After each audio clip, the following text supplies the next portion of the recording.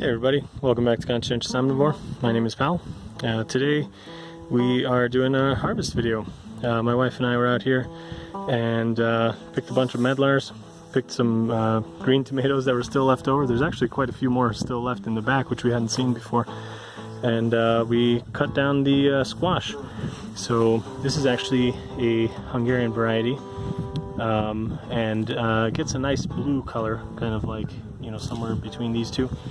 This one's actually a little bit still green, probably could have stood a little bit longer, but it was one of the last ones to grow. And these, as I've mentioned before in other videos, I kind of messed up in that they wandered off the mulched area to over here, and then they got really dried out kind of in the late summer when it was like really hot and dry. And yeah, I guess just for next time, like either make sure that they're over the mulched area so that they don't get dried out, or just water them. And I mean, I had plenty of water that I could have watered them with rainwater, but that was a mistake on my part. So anyway, hopefully they'll still be okay. They look okay. They're just kind of on the small side. And I'll definitely do like a separate video on cooking these if they're good. The ones that are ripe, they should be nice and orange, almost like this like really deep orange yellowish color on the inside, similar to a butternut squash.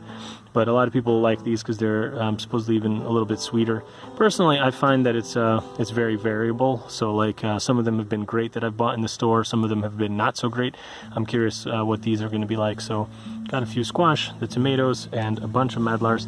We've already had a case full of medlars that I've picked previously, and now we've taken down quite a few, even from the tree. But as you can see, there are still tons and tons left. I'm gonna have to come back. I just don't want to stack them too high. I'm gonna get more of these crates at home and lay them out because they're very soft and squishy, and you know, when they start ripening, you don't really want a lot of weight, so you don't want to have like layers and layers of them like this. This is actually too many. It's just for the purpose of you know, bringing them home right now. So yeah, lots of food to still be had here in the garden, and really excited. I've been eating a bunch of these while we were picking them.